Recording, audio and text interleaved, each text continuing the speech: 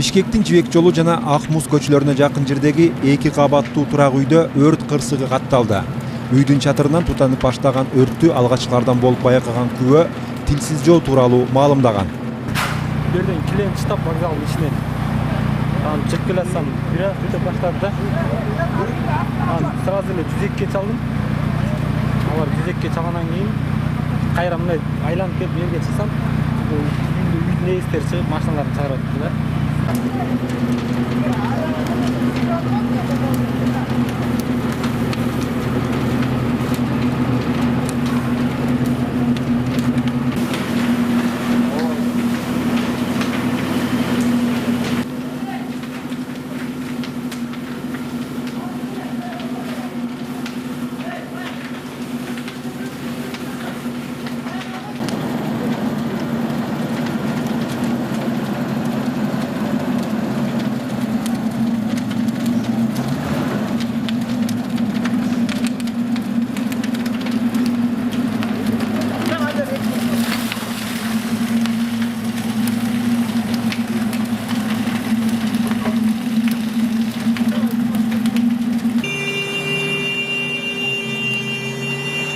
Өзгөчө кырдаалдар министрлигинин 101 кызматынан чакыруу боюнча келген өрт өчүрүүчүлөр чатырдан тутанган жалынды өчүрүүнү колго алып, суусу түгөнүп кайра кеткен.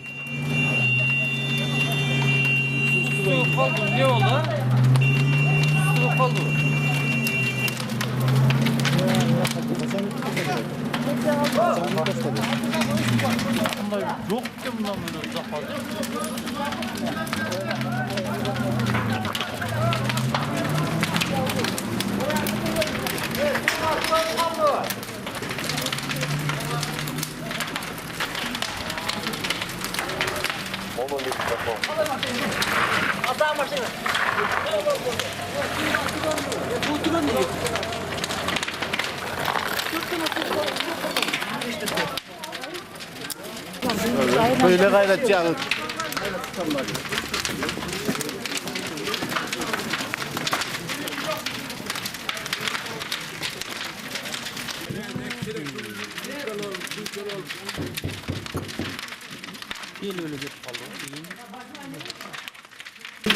Yalnız kaç eve kaç. Ama bu değil başka şey ne yapıyor? Baya kaç.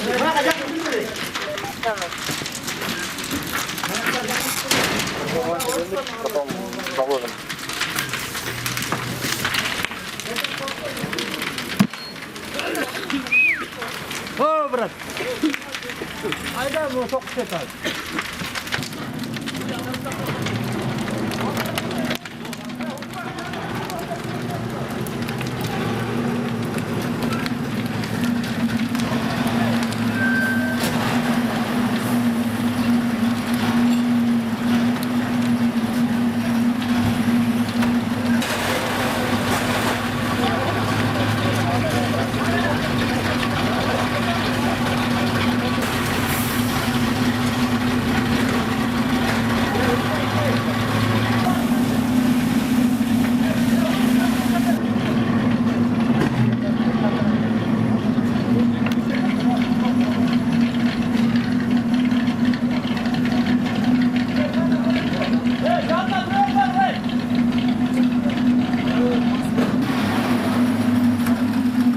Бирок көп өтпөй эле катары менен кийинки өрт өчүрүүчү унаалар жетип келип, өрттү өчүрүү аракеттерин көрүштү. Бул арада түндүк электр ишканасында кызматкерлер жетип келип, өрт жалмаган үйгө кирген электр зымын үзүп, ыкчам аракеттерин көргөн.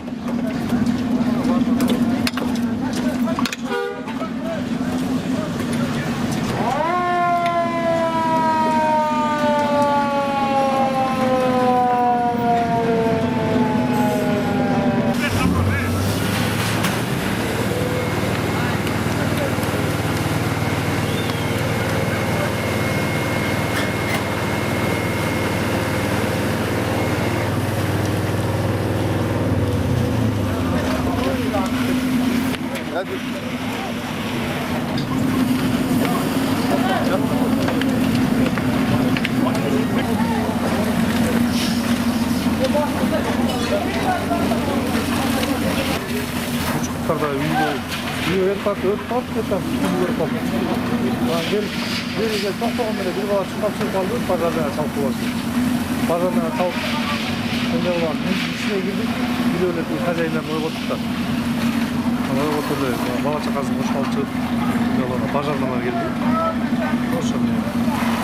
Neden çıkan aytışpadыңдар? Жоқ, маңызын точно білген жоқ. Ошо электричестводан тиги от чыккан эмеден мордон бошойт десек, андан деле эмес экен. Электричестводан замкая кеткен ошо карап замкая. Болжолдуу маалыматтарга караганда өрт электр зымдарынын кыска тийишүүсүнөн келип чыккан. Кырсык учурунда чатырдын астындагы жылуулоочу курулуш материалдары күйгөн. Бактыга жараша үйдүн жашоочулары ден соолугунан жабыркаган эмес.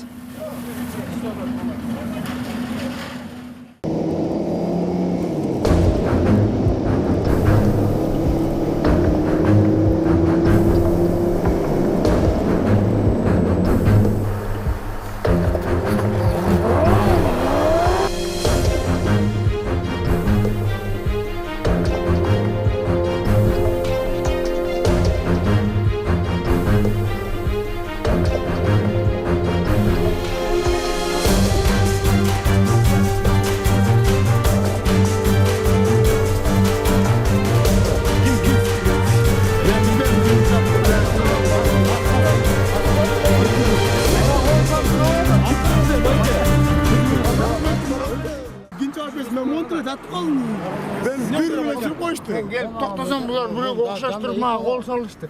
İçimde telefon yok, sakarını debettim ben. Ben telefonumda kimisi ona kol saldı bana. Üçüncüsü gitti kaldı. Toyota isip turgan tetik. Hoş Toyota istegiler Ben götürüp o biri jatak kaldı. Kamera tetik kameraga düştü. Amerikan mallarına kıydım. Народный охранасына кыйкырып милиция чыгып. Чыңгыз Айтматов жана Москва көчөлөрүнүн кесилишиндеги соода жайынын алдында эки жигит таксисти сабап коюшкандыгы боюнча күбөлөр кабарлаган.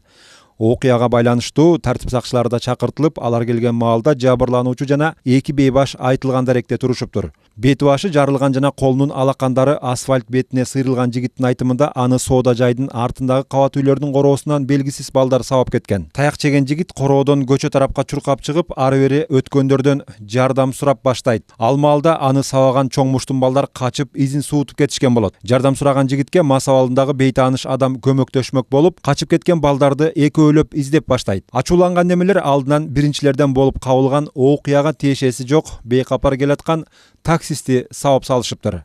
Мен жаңы эле келип токтогон. Буларды бирөө тонуп кеткенби же эмне? Короче, сен тоноодуң дейт да. Сенин балдарың тоноо. Almıştırıp algansız da. Алмаштырып атат да бирөөгө. Чөтөмдө телефон жок. Мени көтөрүп чапты экөөлөп. Мен сакырны жабеттим. Арам басып жүрөм. Biz vaqt çok var. Мен жазам арыз. Oturbaysız mı? Жүрүп кет. Мушташ боюнча териштирүү иштерин жүргүзүү үчүн тараптар андан ары милиция бөлүмүнө алынып барылмай болот. Var ama özünde maşına. Мен деп тиги жерден алдык бул жигит экөөбүз. Тиги бул жерде телефонум калган десем, токтоңузчу карай кетели дегенден. Токтосок ушинтип бычырап калды. Жана жок болуп аткан телефонуңузда иштеп басып көрсөңүз. Иштебей калыптыр, экран иштебей атат. Неме үнү чыгып атат бирок. Жерге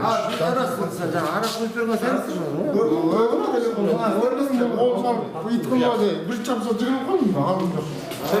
Kapar çalmayısın mı? Sen ne geldin? Sen düşündürem hazır. Bu taksi ismini de atmayın. Gelip toktağında ne bolasın? Ben Urkuş'ta koyayım. Ben raktan bilen ben. Hiç kim vurgan bilsin. Ben hiç mistik kalgan bilsin. Mesela görüştük. Biz oradan savaştım. Ben montunu zat verdim. Onları zat verdim. Baş ek iş yol temizlik. İzleri devam edin. Kollarına sasotuna göre olgaç. Ben taksiye men bize ular bize bul bu. Kana ayıp. Bul barat. Ya tur bana ne oldu da? Adamga jigitler bilbeymen sağıp ketesem. Bul çıkmaratma bul ayıp. Tokta jigit. Toktasın da bunu karamadı da. Men bunu karamadım. Bunu karamasam meni biröөгө кыгынып калды. Siz almaştırып алган жоксуз бу? Жок, ана бул жерде кыгынып калдым. Жок, бул мен жок. Мен муну кармап калдым. Деп көмүстө менен аркамдан biröөгө кыгынып сүрүп кетти. Sağıp ketken daha. Oğlum bak akıllı.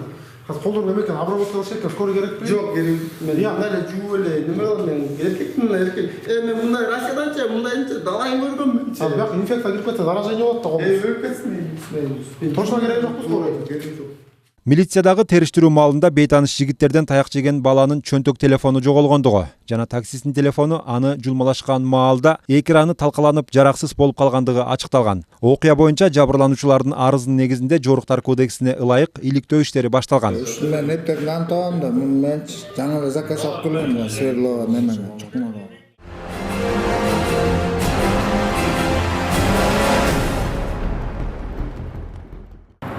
Bir машина, эки, ар бир үчүнчү машина.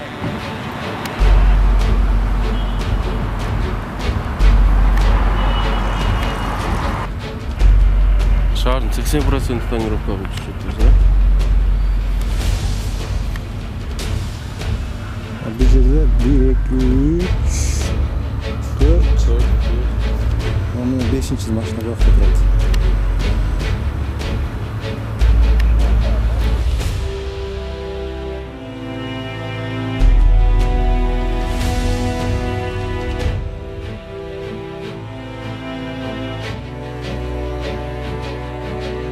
Assalomu alaykum. Tonirovka boyunca surayında oturmamız. Ruhsat verdi hazır, he? Ya. Kim verdi? Böyle olsun. Yok, şu boyunca sönkürüp duruyor işte. Bak ya, vakit oldu, he?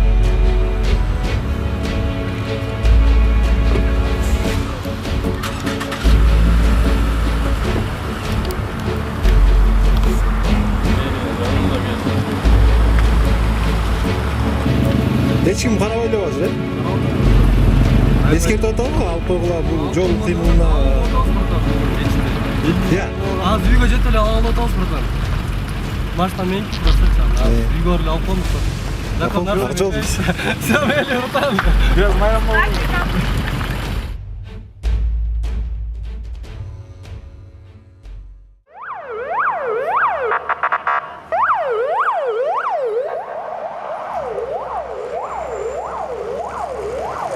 Бишкектин көчөлөрүндө автоунаасынын терезелерин караңгылатып алган айдоочуларга карата транспорт министрлигинин өкүлдөрү менен жол сакчылары биргеликте тонировка аталышындагы рейд уюштурду. 2019-жылдын 1-январынан тарта күчүнө кирген бузуулар боюнча кодекске ылайык маңдайкы терезелерин караңгылатып алгандарга чараны транспорт министрлиги көрөт.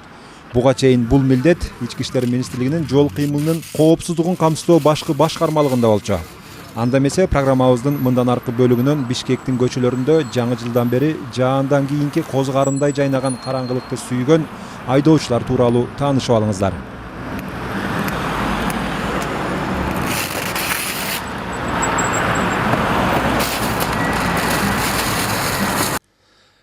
Транспортчулар менен жол сакчылары уюштурган рейд маалында 2 сааттай аралыкта бир эле көчөдөн ондогон унаалар токтотулуп, мыйзам бузган айдоочулардын ар бирине 3000 сомдон айып пул салынып, ордунан караңгылатылган пленкалары сыйрылып, узатылып жатты.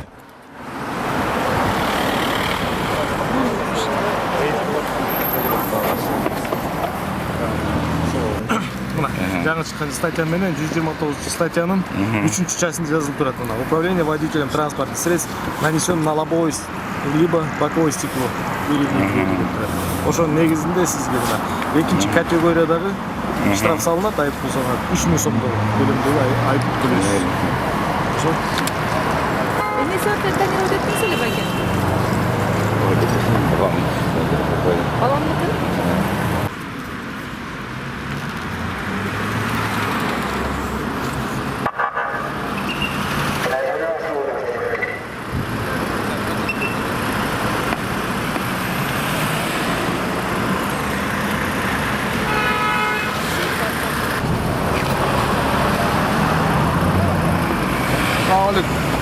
Старший инспектор Авдеев. Совместный рекорд.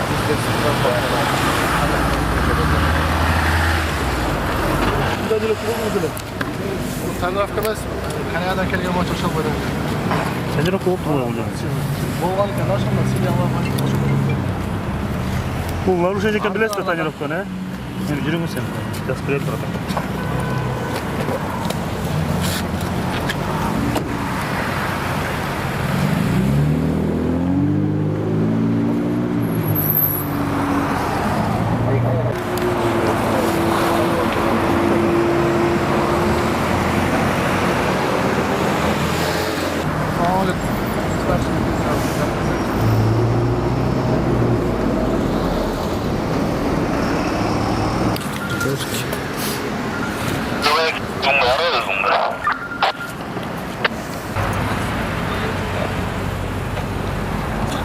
тонировка болуп туруп.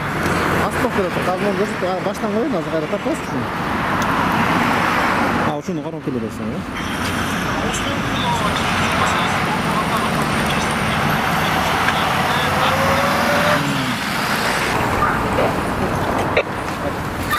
Өзү таксовать этет, эсебиз таксиде. Машинасынын караңгылап калган. Таксиден сизби?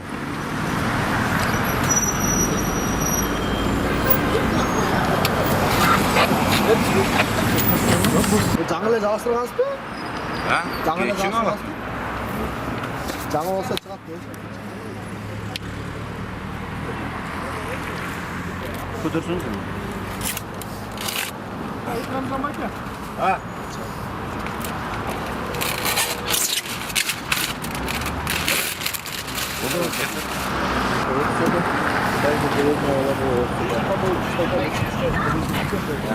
Үч миң сом штраф салынды, мына бул жерге получил, постановление, копия получил деп коло коюңуз. Болду, колдо коюңуз, просто. Азыр сизге мен протоколдун копиясын берем. Ошол жерде бүт коддун баары көрсөтүлгөн. Ошонун баарын банктарга төлөй бересиз. Ол код менен бул жерде көрсөтүлгөн протоколдун көрсөтүлгөн ошол менен баары төлөйсүз. Копия бул сиздики. Сиздин балаңызга.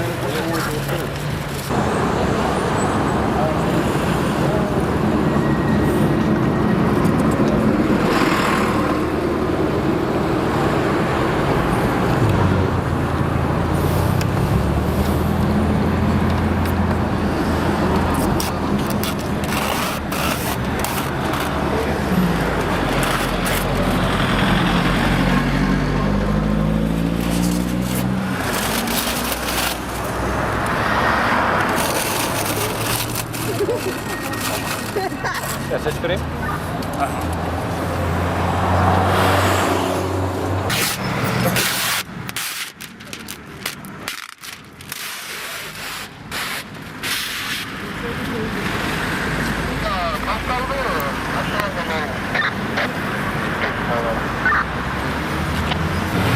Onlar starıdan korkarsın mı? Aşağı çıkmayı kaldı. Bunlar da çok O ama da şu starı orada kurbanmış güzel. O Kore'den bile koyan aşına sen. Güzel. Hadi bayırın altında olsun. Ancılık gibi çalışmayı. Alo. Bayırın altında. Жаңы машина, жаңы келген, жаңы алгам. Ошого байланыштуу мен чыгарайын аракет кылдым, билем да, раньше эмес экенинчи. Монтип чыгара албай койдум. Анан ошону устага алып барып, мастерин алып барып чыгартырайын, жаңы бычактар менен кесип чыгарат да мончу. Ошо алып барганда жолдо кетип калдым. Ана гайлер кармады, штраф жазды. Эмне кылам билбейм, чыкпай атат.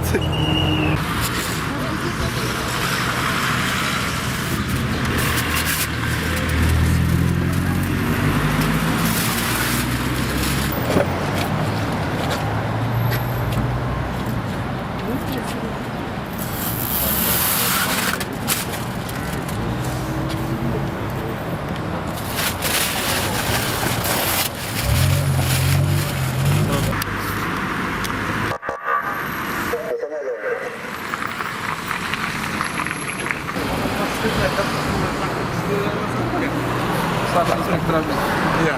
Старший инспектор Авдеев тема.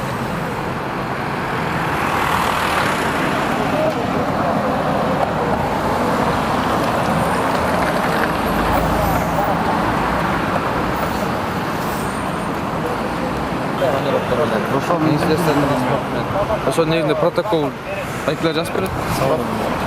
Протокол.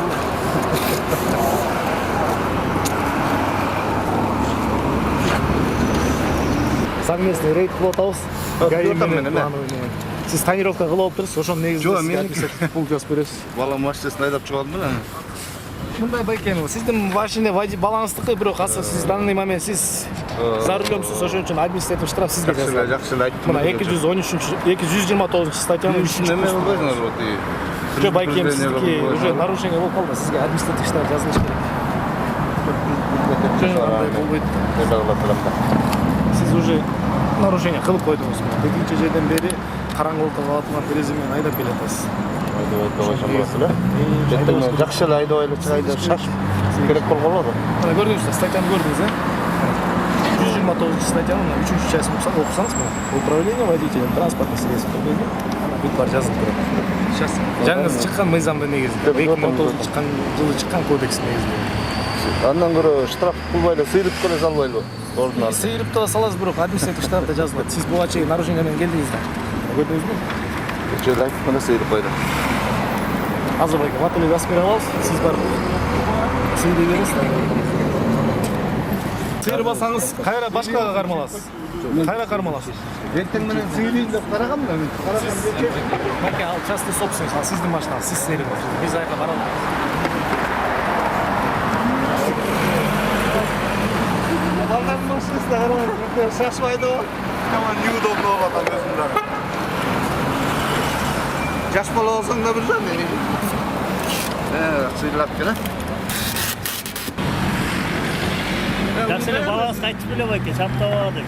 Айткам, жакшы эле айткам. Байке го тиймез турсаңыз. Эртең менен сыйрып чыгайынсам, суп болуп аткандан кайра келе калып сыйрыйынчы дегем да. Иштермен сашып бараткансыздар, А качан эметтир эле тонировканы чаптадыр? Иә. жаңы жылдан кийинби? Билбейм качан чаптырат. Муртадан эле ушундай беледи. Жок, Жакында эле. жакында эле чаптай калдым да.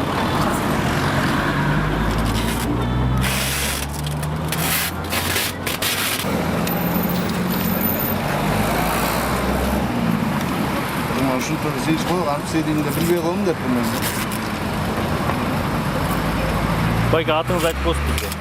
Кубаныч. Кубанычбек. Иә. Кубанычбек. Кубанычбек фамилияңыз? Иә. Аты менен жерде турам. Кубанычбек, э? Караңгы аткан айнекти айдаган кандай экен? Жеңил ыңгайлуу белеби? Сиз айдап Жанагы көрдүңүз? чаптаптыр да. Көрүнөт экен. Көрүнөт экен, бирок мага деле жаккан эмне, мага негизи неудобно эле да. Балдар болуп койду.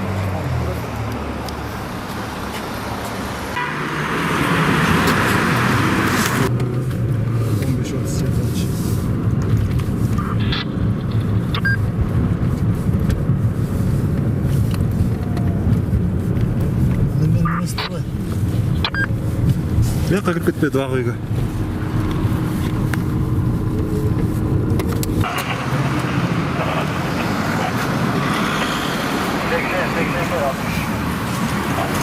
Just come.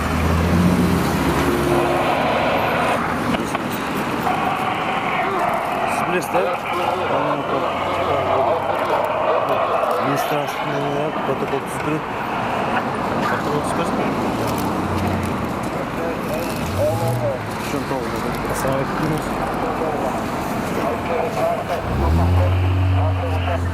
Siz protokol tüzüyorsunuz, seri veriniz. Tereze. Çalışıyor. Seri veriniz.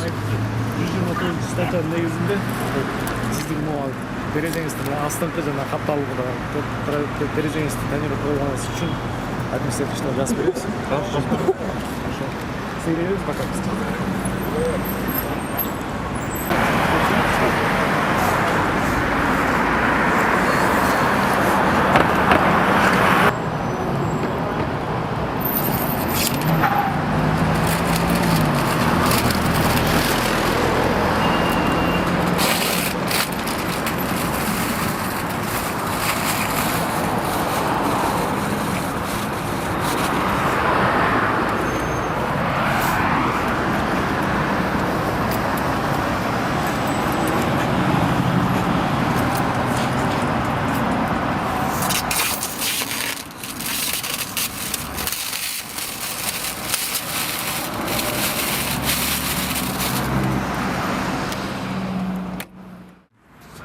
Муну Росимбанкка барып төлөйсүңөр деп жиберген да. А жерге барса да счету жок, реквизиттери жок. Бул жумушту баштаарда биринчи условиясын түзүп эметип койгонун башташпайбы. Министерство транспорт ушуну жана иштеген сотрудниктерине үйрөтүп, баарын айтып туруп анан иштетпейби. Бөрк алдыса баш алып жерде эчтеке болуп электе жазып берип атышат. Анан кийин барсаң же почтада счету жок, же банкта счету жок. Каерге төлөрүн өзүлөрү билишпейт. Ушундай болобу?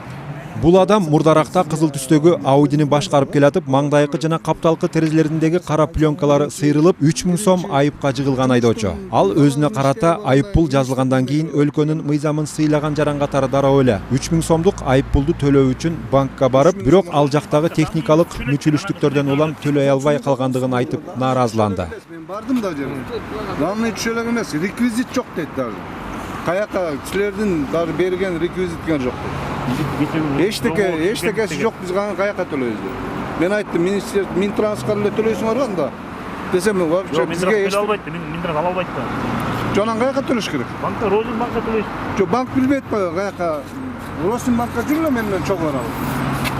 Мен барып келдим мына, силер жиберген жакка бардым. Жок, жакшы информация алып анан иштесе жакшы да. Министрликке айтты. Мүмкүн булар протоколду тапшыргандан кийин анан кийин төлөйт турсузчу, кандай экен? Жок, мунун ошондой эмеспи, ошону түшүндүк. Мага айтты да. Жок, силер айтпадыңар, убакытты өткөрбөй барып төлөгүлө, пениясы кетет дедиңер. Азыр барат. Bir ayın içinde dedik. Azыр biz kompьютер 24 saatin içinde ötközүш керек. Жок, силер дагы реквизит счет ачпасаңар каяка төлөнөт? Бүгүнтөн башталып атты деп. Жонан баштаган ишти мындай биринчи условия түзүп койгондон башташ керек да. Элдин баарын убара кылып барсаң албайт. Акчаны өзүң мынакей эми законопослушный гражданин катары бар. Төлөйүн десең, акчаны төлөй албасаң кандай болот?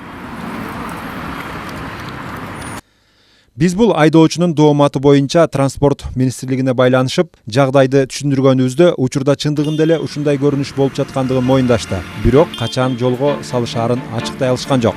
Бул арада айрым массалык маалымат каражаттарында тонировканы көзөмөлдөө кайра эле Ички иштер министрлигинин өзүнө өткөрүлүп берилет экен деген имиштер айтылууда. Мына урматтуу көрүүчүм, жаңы мыйзамдар күчүнө киргенден бери тонировканы Ички иштер министрлигинин көзөмөлүнөн алып, транспорт министрлигинин карамагына өткөргөндөн тарда көчөлөрдө ээн баш айдоочулардын көбөйгөнүн өзүңүз деле байкаган чыгарсыз. Социалдык тармактарда Тико Матизден баштап жүк ташуучу портерлерге чейин караңгылатылган айдоочулардын жоруктары жөнүндө талкуулар жүрүүдө. Айрымдары атайылап жол сакчыларынын жанына келип токтоп, караңгылатылган терезелерин өйдөй ылдый көтөрүп, шакаба чеккендери канча. Мындан улам 2019-жылдын 1-январынан күчүнө кирген бузуулар жөнүндөгү мыйзамдар менен Жоруктар кодексинин айрым беренелери коомду атайылап бузууга карата кимдир бирөөлөр тарабынан даярдалгандай сезилет. Сиздерге программаны баяндап айтып берген Ильязбек Балташев болду. Кийинки эфирден жолукканча.